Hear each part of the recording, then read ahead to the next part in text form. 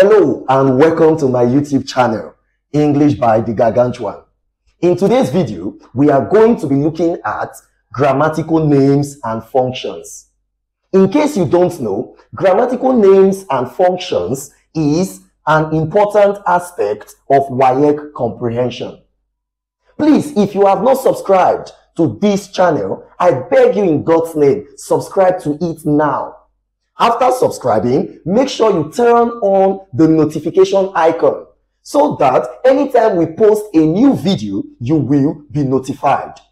Also, like and share this video so that other WAEC candidates can see and learn from it. Let us go for a short break for now. When we return, trust me, we shall jump right in. You are welcome back. Remember, this video is all about grammatical names and functions, an important aspect of WAEC comprehension. The truth is, in WAEC Comprehension Passage, some expressions are usually underlined, and candidates are required to give the grammatical names and functions of these underlined expressions as used in that passage. But what is a grammatical name and what is a function? If you are required to give the grammatical name and function of an underlined expression in a sentence as used in a particular passage, what are they talking about? Let me help you. The term grammatical name means what name is the group of words or the expression called in grammar. Anytime you hear the term grammatical name, it simply means what name is that underlined group of words or that underlined expression called in grammar. Is it a noun phrase? Is it a noun clause? Is it an adverbial phrase? Is it an adverbial clause? Is it an adjectival phrase? Is it an adjectival clause, etc.? That is what grammatical name is all about. I believe that is understood. On the other hand, the term function means what role does the group of words or the expression play in the sentence it occurs. Anytime you hear the term function when it comes to WAEC comprehension, it simply means what role does the underlined group of words or the underlined expression play in the sentence it occurs in that passage. Does it modify a verb or verb phrase? Does it qualify a noun or noun phrase? Is it the subject of a verb or verb phrase?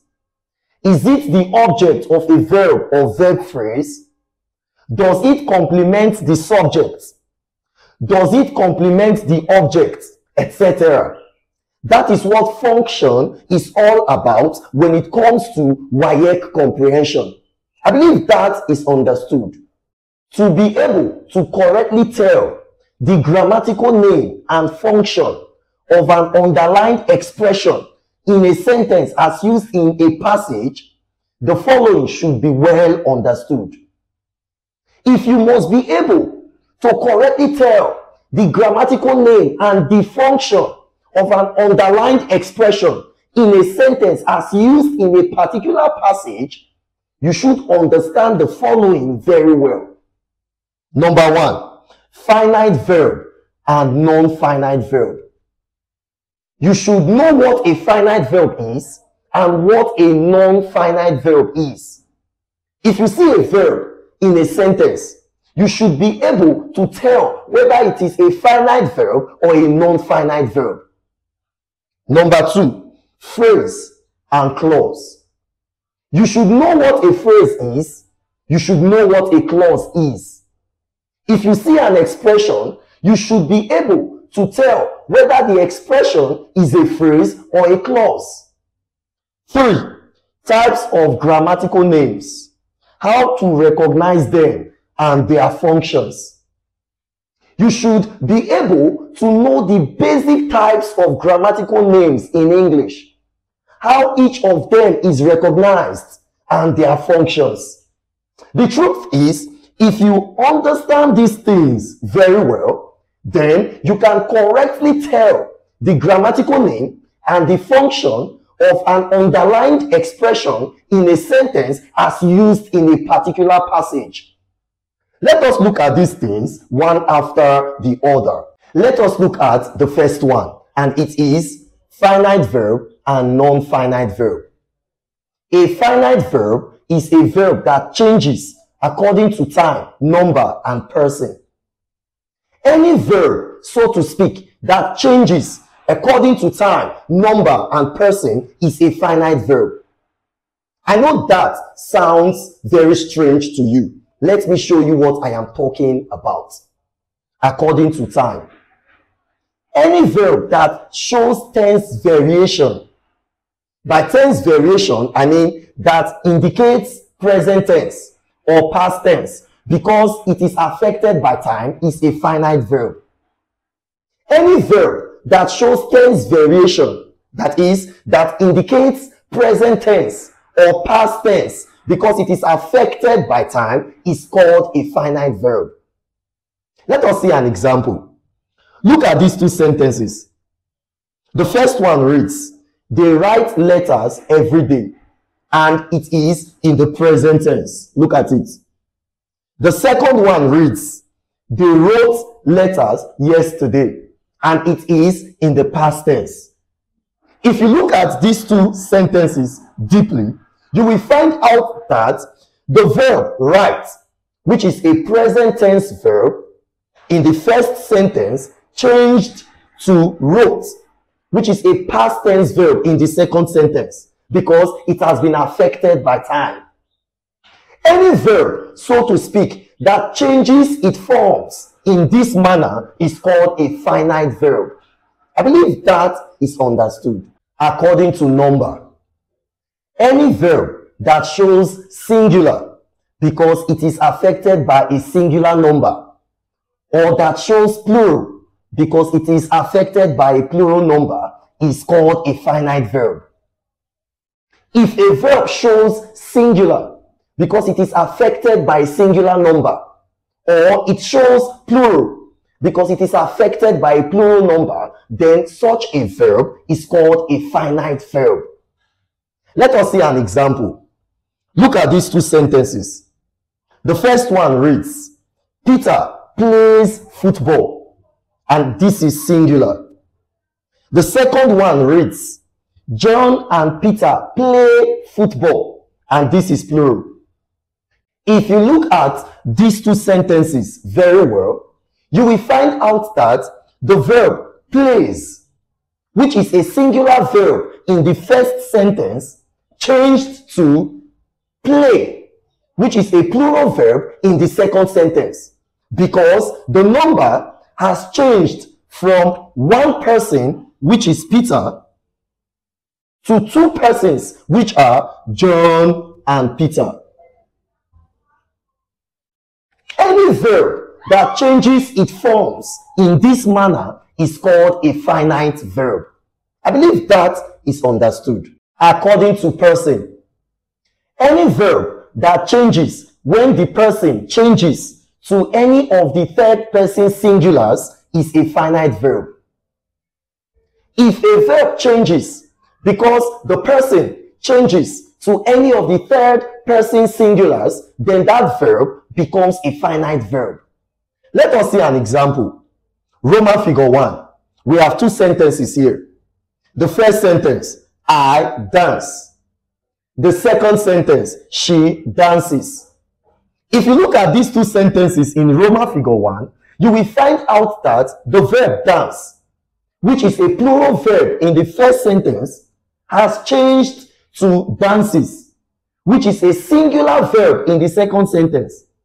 Because the person, I, which is the first person singular in the first sentence, has changed to the person, she, which is the third person singular in the second sentence.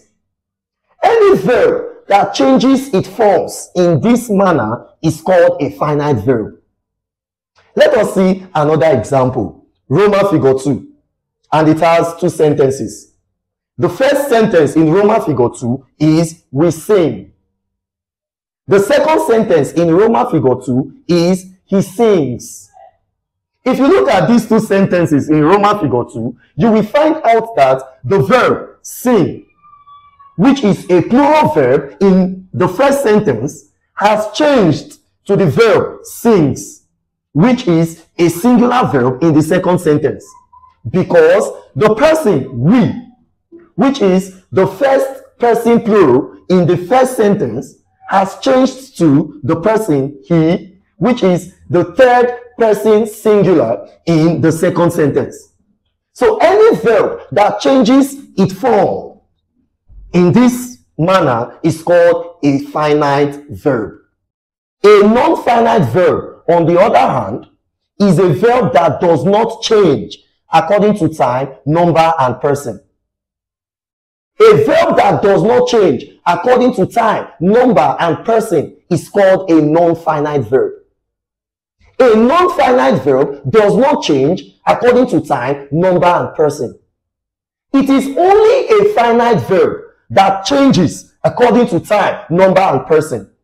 A non-finite verb cannot change according to time, number, and person. I believe that is understood. Let us continue.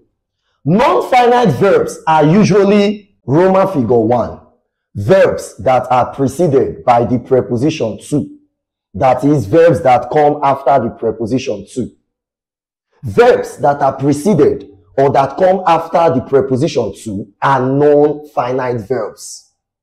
In case you don't know, a verb that is preceded or that comes after the preposition to is called a to infinitive. A to infinitive. This means that two infinitives, which are verbs that are preceded or that come after the preposition to, are non-finite verbs. For example, to write. Write here comes after the preposition to. Write here is preceded by the preposition to, so it is a non-finite verb. Another example, to eat. Eat here comes after the preposition to. Eat is preceded by the preposition to, so it is a non-finite verb. I believe that is understood. Roman figure 2. Verbs that end with ing, that is, present participles. Verbs that end with ing, which are present participles, are non-finite verbs. In case you don't know, any verb that ends with ing is a present participle. Just that if a present participle, that is a verb that ends with ing, plays the role of a noun, then it becomes what I call a gerund. So gerunds are verbs that end with ing but play the role of a noun. In summary, verbs that end with ing, that is present participles, are non-finite verbs. For example, writing. You will notice that this verb ends with ing. It is a present participle, so it is a non-finite verb. Another example, eating. You will notice that it ends with ing. It is a present participle, so we call it a non-finite verb. I believe that is also understood. Roman figure 3. Verbs that are used in the past participle. If I say verbs that are used in the past participle, I mean verbs that are preceded by or that come after has, have, had, in perfect tenses anyway, or that come after is, are, was, were, am in passive voice. In case you don't know, any verb that is preceded or that comes after has, have, had in perfect tenses, or that comes after is, are, was, were, am in passive voice is a past participle. Verbs that are used in the past participle are non-finite verbs. For example, has written. You will notice that written here comes after has. So it is used in the past participle. It is a non-finite verb. Another example, had eaten. Eaten here comes after had. So it is used in the past participle. It is a non-finite verb. Another example, was killed. Killed comes after was. In the passive voice anyway. So it is a non-finite verb. The last example, are played. You will notice that played here comes after are. In the passive voice anyway. So it is a non-finite verb. In summary, verbs that are preceded by the preposition to, that is two infinitives, verbs that come after the preposition to are non-finite verbs. Verbs that end with ing, that is present participles, are non-finite verbs. Verbs that are used in the past participle, that is verbs that are preceded or that come after has, have, had in perfect tenses, or that come after is, are, was, were, am in passive voice are non-finite verbs. However, if a verb is not preceded by the preposition to, that is, if a verb does not come after the preposition to, if a verb does not end with ing, if a verb does not come after has, have, had in perfect tenses, or does not come after is, are, am, was, were in passive voice, then it is no longer a non-finite verb. It automatically becomes a finite verb. I believe that is understood. Let us continue with the class anyway. Let us look at the next one, and that is phrase and clause. A phrase is an incomplete expression. It is an expression that does not give a complete sense or thought. A phrase is an incomplete expression. A phrase does not give a complete sense or thought. Examples of a phrase are 1. In the market. If you look at this expression, you will find out that it is incomplete. It does not give a complete sense. It does not give a complete thought. So, it is a phrase. 2. Allowing them to influence discourse. If you look at this second expression, you will find out that it does not give a complete sense or thought. It is an incomplete expression. So we say it is a phrase. A phrase is an incomplete expression. A phrase does not give a complete sense or thought. I believe that is understood. Let us continue. A clause, on the other hand, can be a complete expression and an incomplete expression. This is where students encounter difficulty. A phrase is always an incomplete expression, but a clause can be a complete expression and an incomplete expression. Let us move on. A clause can give a complete sense or thought and can still give an incomplete sense or thought. A clause can give a complete sense or thought. A clause can also give an incomplete sense or thought. From what we've read so far here, it becomes obvious that a phrase is always an incomplete expression, but a clause can be an incomplete expression and a complete expression. A phrase always gives an incomplete sense or thought, but a clause can give an incomplete sense or thought and can also give a complete sense or thought. So a clause does both, but a phrase is always incomplete. I believe that is understood. Let us continue. If a clause gives a complete sense or thought, it is called a main clause.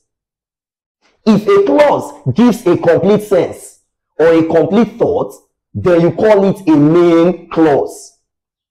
In case you don't know, a main clause is also known as independent or principal clause.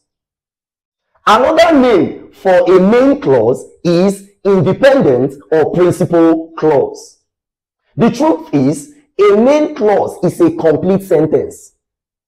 A main clause can stand on its own and make a complete sense or thought. An example of a main clause is the dog barked. If you look at this, you will find out that it is a complete sentence and it makes a complete sense or thought. So we call it a main clause, also known as independent or principal clause. I believe that is understood. Let us continue. On the other hand, if a clause gives an incomplete sense or thought, it is called a subordinate clause. If a clause gives an incomplete sense or an incomplete thought, then that clause is called a subordinate clause. A subordinate clause always gives an incomplete sense or an incomplete thought. Another name for a subordinate clause is dependent clause. A subordinate clause is also known as a dependent clause. The truth is, a subordinate clause is an incomplete sentence or a fragment. A subordinate clause cannot stand on its own and give a complete sense or thought. An example of a subordinate clause is although he is a thief. If you look at this, you will find out that it is an incomplete sentence. It does not give a complete sense or thought, so we call it a subordinate clause, also known as a dependent clause. For a subordinate clause, also known as a dependent clause, to acquire meaning and sense, it has to depend on a main clause. That is why another name for a subordinate clause is a dependent clause. For a subordinate clause to acquire meaning, to acquire sense, it must depend, it should depend, it has to depend on a main clause. See what I mean? This is a subordinate clause. Although he is a thief. For this subordinate clause to acquire meaning or sense, it has to depend on a main clause. So that I have, although he is a thief, which is the subordinate clause, comma, he is loved by all. This is the main clause. He is loved by all. So if this subordinate clause must acquire meaning or sense, it has to depend on this main clause. So that I have, although he is a thief, comma, he is loved by all. And this becomes a complete and meaningful sentence. I believe this is understood. To know whether an expression is a phrase or a clause, the following should be taken note of. If you want to know whether an expression is a phrase or a clause, if you want to know whether a given expression is a phrase or a clause, then the following things I am about to tell you should be taken note of. They should be committed to memory. Number one, if an expression contains no verb at all, that is, if it does not contain any verb at all, then it is a phrase. You look at an expression, you find out that it contains no verb at all. There is no verb at all in the expression, then the expression is a phrase. Number two, if the verb or verbs that an expression contains is or are non-finite, then the expression is a phrase. You look at an expression, you find out that the verb or verbs that the expression contains is non-finite or are non-finite, then that expression is a phrase. I believe that is understood. Let us continue. 3. If an expression contains at least one finite verb, then it is a clause. You look at an expression, you find out that it contains at least one finite verb. There is at least one finite verb in the expression, even though other verbs are non-finite, but there is at least one finite verb in the expression. There is at least one verb in the expression that is finite. Then the expression is a clause. This means that for an expression to be a clause, it must contain at least one finite verb. There must be at least one finite verb in the expression. Otherwise, it automatically becomes a phrase. I believe that is understood. Let us look at some examples. Let us see some expressions and tell whether they are phrases or clauses. We are given an instruction. The instruction reads, tell whether each of the expressions below is a phrase or a clause. They want us to tell whether each of the expressions below is a phrase or a clause. And these are the expressions. Let us look at them one after the other. Number 1. The girl living in that house is a nurse. If you look at this expression, you will find out that it contains two verbs. And the two verbs are living and is. Let us analyze the two verbs. If you look at the first verb, living, you will find out that it ends with ing. It is a present participle. Insofar it is a present participle, a verb that ends with ing, we say it is a non-finite verb. NFV for short. If you look at the second verb, you will find out that it is not preceded by the preposition to. It does not come after the preposition to. It does not end with ing. It is not used as a past participle. That is, it does not come after has, have, had, was, were, are, what have you. Then we say it is a finite verb. FV for short. So this expression contains one non-finite verb and one finite verb. Insofar the expression contains at least one finite verb, then we say the expression is a clause. I believe that is understood. Number 2, staying at home doing nothing. If you look at this expression, you will find out that it contains two verbs. And the two verbs are staying and doing. If you look at the first verb, staying, you will find out that it ends with ing. It is a present participle. Insofar it is a present participle, a verb that ends with ing, then we say it is a non-finite verb. NFV for short. If you look at the second verb here, doing, you will find out that it also ends with ing. It is also a present participle. Insofar it is a present participle, a verb that ends with ing, we say it is a non-finite verb. NFV for short. So this expression contains two verbs that are non-finite. Insofar the verbs this expression contains are non-finite, then we say it is a phrase. I believe that is understood. Number 3, that he is a driver. If you look at this expression, you will find out that it contains only one verb, and that is. If you look at this verb is, you will find out that it is not preceded by the preposition to. That is, it does not come after the preposition to. It does not end with ing. Look at it.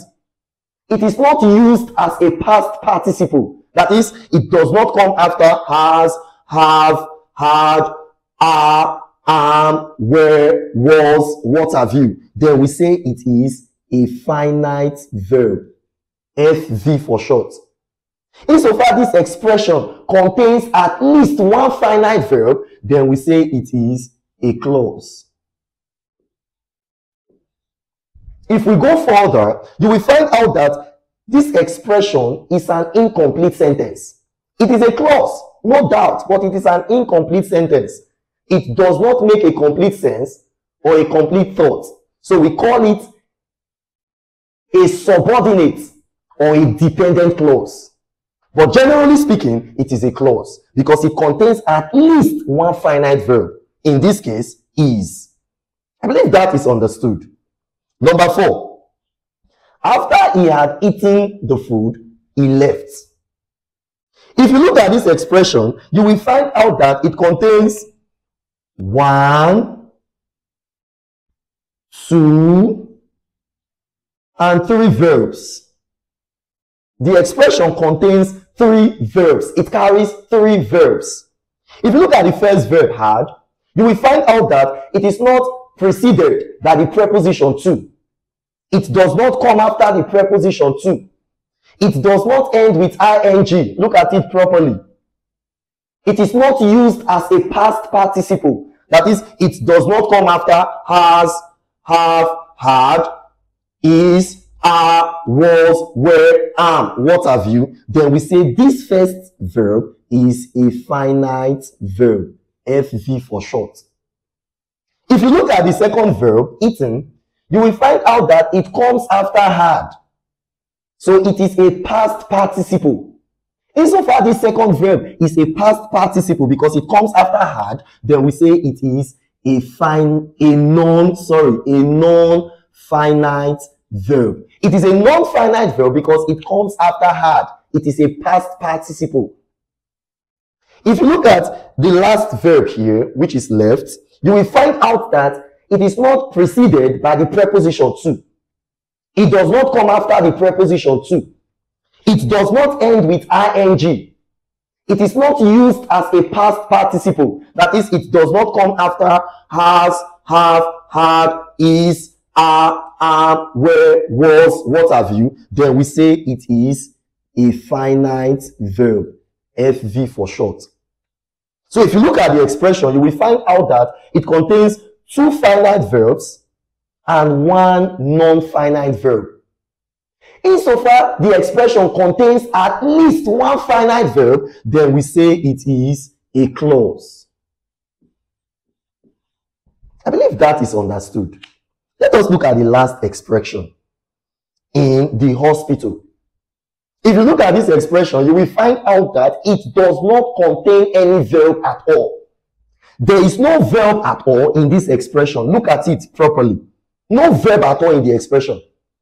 In is a preposition. The is the definite article. Hospital here is a noun. So no verb at all in this expression. Insofar this expression contains no verb at all, insofar this expression does not contain any verb at all, then we say it is a phrase. I believe this is well understood. Let us continue with the class.